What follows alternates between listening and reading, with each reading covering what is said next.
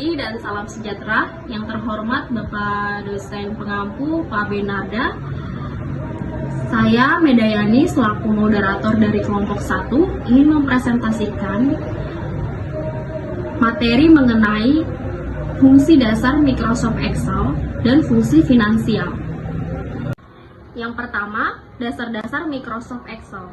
Fungsi dasar rumus Microsoft Excel terdiri atas rumus max, min, sum, dan average. Yang pertama, max. Rumus max digunakan dalam Microsoft Excel untuk menampilkan nilai terbesar dari kumpulan data. Yang kedua, rumus min digunakan dalam Microsoft Excel untuk menampilkan nilai terkecil dari sebuah kumpulan data. Yang ketiga, rumus sum berfungsi untuk menjumlahkan nilai, bisa juga dipakai untuk mencari total nilai dari kumpulan data. Yang keempat, average. Average adalah rumus Microsoft Excel yang digunakan untuk menghitung nilai rata-rata. Baik teman-teman, saya Ruli dari kelompok 1 akan mempraktekkan dasar-dasar rumus Excel seperti yang sudah dijelaskan oleh Medayani sebelumnya. Baik, di sini sudah tersedia sebuah tabel dengan beberapa kolom.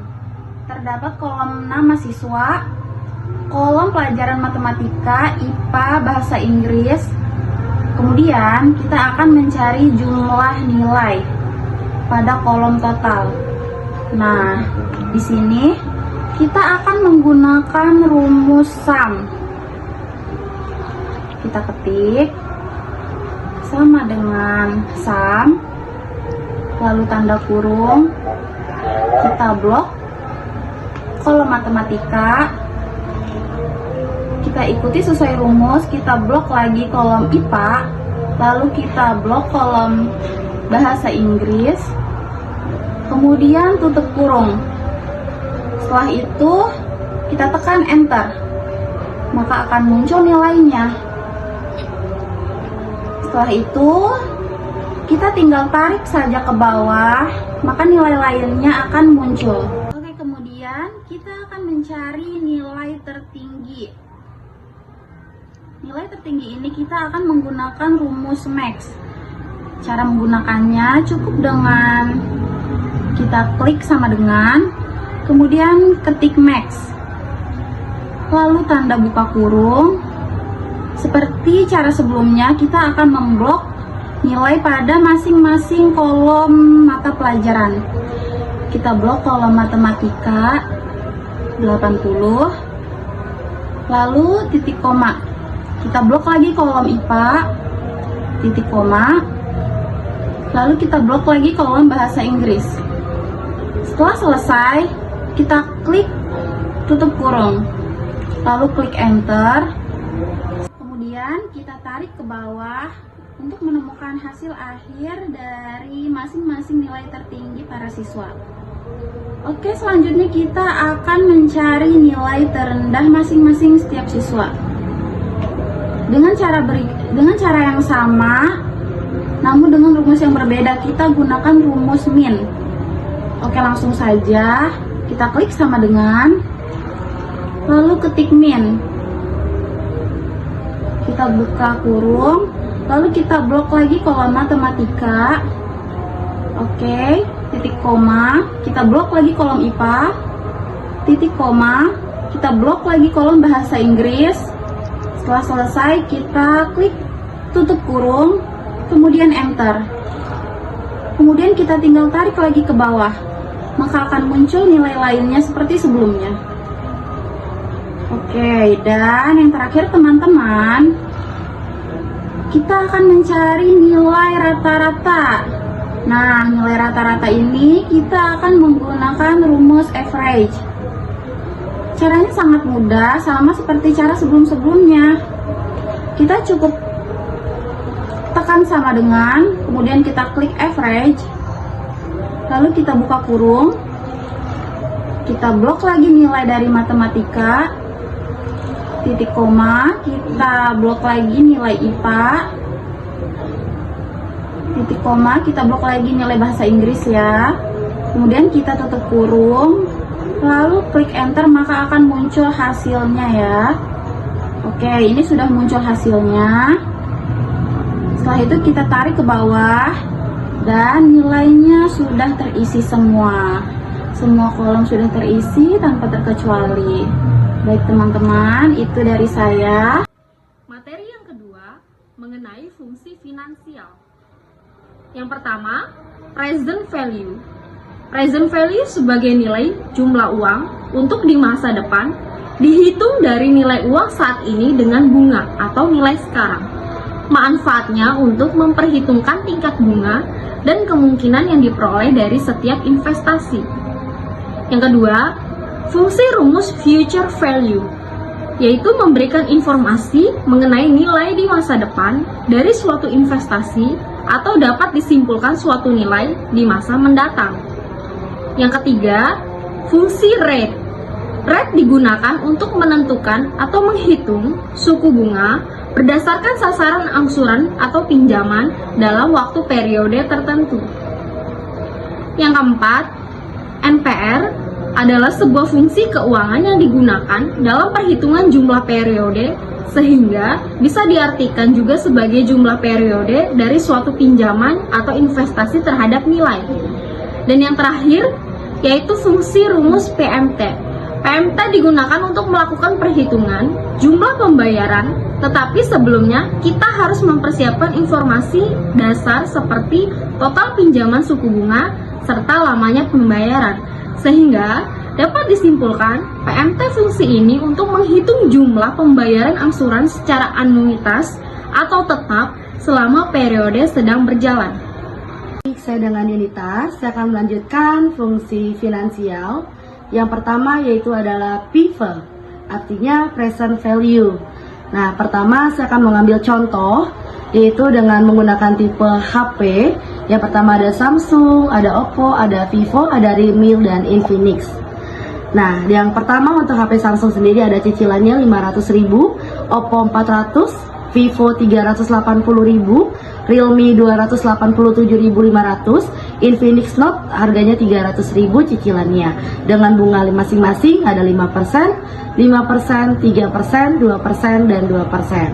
Nah, PIV ini adalah untuk menghitung masa sekarang dengan angsuran yang pertama 12 bulan. Rumusnya menggunakan rumus apa? Yaitu sama dengan PIV dalam kurung nilai, NPIR, PMT, dalam kurung PIV atau di masa mendatang, di tipe tutup kurung. Nah, sebagai contoh, untuk praktek di dalam cicilan HP itu dalam 12 bulan, itu dengan poin Samsung A50s dengan cicilan 500.000 dengan bunganya 5%, kita akan menghitung cicilan 12 bulan terlebih dahulu, yaitu dengan sama dengan PIV seperti ini. Terus kita dalam kurung, kita blok di bunga D4 seperti ini. Setelah di blok, baru di titik koma 12. Kenapa ngambil 12? Karena kita cicilannya 12 bulan yang dihitung terlebih dahulu. Titik koma lagi, terus C4 itu cicilan dengan yang pertama tadi Rp500.000. Dan setelah itu di titik 0 atau titik 1. Itu artinya apa? Adalah tipe. Setelah itu kita tutup kurung, jangan lupa. Habis itu setelah di enter, hasilnya ada 4.653.207,11. Itu artinya cicilan HP Samsung A50s dalam waktu 12 bulan. Nah, untuk dalam waktu 24 bulan, 36 bulan, dan 48 bulan, itu juga menggunakan rumus yang sama, dan 12-nya ini diganti saja dengan 24 contoh. Sama dengan PIV, dalam kurung D4, titik koma, 24, titik koma, cicilan lagi kembali, titik koma 0, titik koma 1, tutup kurung. Seperti itu rumusnya ya. Nah, sekarang saya akan menjelaskan materi yang kedua, yang tadi adalah PIV, sekarang adalah FV, yaitu adalah future value, yang artinya nilai di masa mendatang atau pada akhir periode. Nah, saya akan mengambil contoh, yaitu dengan perkiraan harga motor. Kenapa saya akan perkiraan harga motor? Karena dia kan ada cicilan per bunganya. Pertama saya ngambil Honda Vario 125, ada Honda Scoopy, ada Honda Beat, ada Honda PCX 160 dan ada Honda Supra X. Yang masing-masing cicilan motor itu ada berbeda-beda. Yang pertama saya ngambil Honda Vario sebagai contoh dengan cicilan Rp1.200.000 dengan mengambil bunga 5%. Caranya untuk menghitung perkiraan harga akhir angsuran itu saya akan mengambil 12 bulan terlebih dahulu, yaitu dengan menggunakan rumus yaitu sama dengan FP. Terus kita ngambil di bunga kembali dengan D4, kita klik D4 dengan bunga 5%, terus titik koma 12. Kenapa 12? Yang tadi saya bilang untuk perkiraan harganya itu selama 12 bulan.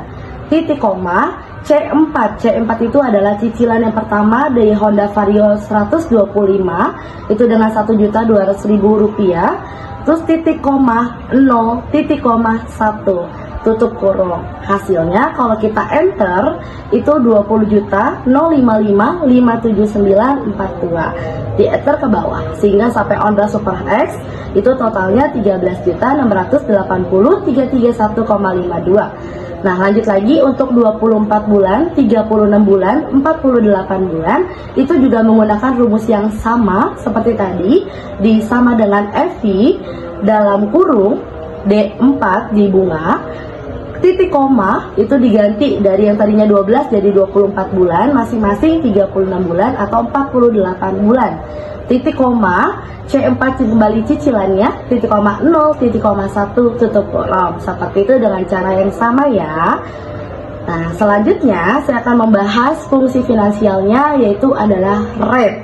Rate di mana itu digunakan untuk menentukan atau menghitung suku bunga berdasarkan sasaran. Nah, saya ngambil contoh seperti ini dengan mengambil tipe mobil. Ada pertama off-road, station wagon, convertible, sport sedan, dan hatchback. Mungkin bisa dilihat di Microsoft Excel-nya. Saya akan mengambil angsurannya sekitar 10.500.000, ada yang 10.800.000, ada yang 12 juta, ada yang 11.500.000, ada yang 11.850.000 rupiah. Dengan lama kredit itu ada yang 36, 24, 30, 28, 36 bulan. Dan di sini udah diberitahukan juga ada harga akhir periode.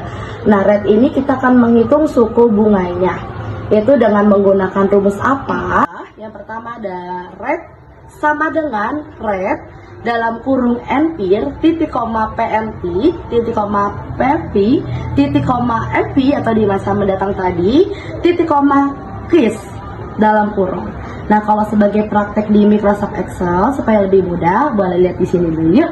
Nah, tadi saya ngambil tipe mobil, tadi udah dikasih tahu di angsurannya berapa, lama kredit, harga akhir periode. Sekarang kita menentukan rate atau berapa sih bunganya. Nah, yaitu yang pertama adalah kita menggunakan rumus rate sama dengan rate dalam kurung D2, yaitu di lama kredit per bulan. Titik koma C2 itu angsurannya per bulan. Titik koma minus E2. E2 itu yang mana? Di harga akhir periode. Titik koma 0, titik koma 1 itu adalah gas atau tipe dalam kurung kali 1. Nah, kalau seperti ini, coba kita tekan enter. Nah, harganya ada di bunganya 9%. Kalau misalkan ditekan enter turun, itu ada di 9%. Nah, ini sekian dari saya. Terima kasih. Saya akan melanjutkan rumus fungsional sebelumnya sudah dibahas dengan rekan kami. Di sini akan memberikan contoh penyelesaian soal menggunakan rumus NPR. Nah, mari kita lihat di sini contoh soal mengenai rumus NPR. Untuk mencari rumus NPR, ketik VX nanti akan muncul seperti ini. Rate-nya itu sama dengan bunga. PMT-nya sama dengan banyaknya angsuran. Jadi kita blok. Nah, tipenya jumlah penjualan seperti yang tertera pada gambar. V-nya kosong, tipenya kosong, lalu ketik oke, nanti hasilnya akan muncul. Terakhir yaitu PMT. Rumus ini sama dengan yang tadi ya kak, tinggal nyari PMT-nya. Kita langsung mencari PMT. Ketik VX yang digambar.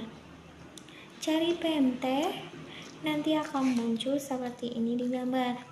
rate-nya sama dengan harga, NPRS sama dengan bunga, VSZ sama dengan periode angsuran. Nah, masing-masing itu kita blok. Nanti akan muncul kayak di gambar. V-nya kosong, tipenya kosong, ketik oke, hasilnya akan muncul. Nah, seperti rumus yang di atas. Sekian presentasi dari kelompok 1 mengenai fungsi rumus dasar Microsoft Excel dan fungsi finansial. Apabila ada kesalahan kata, kami mohon maaf sebesar-besarnya. Sekian dan terima kasih.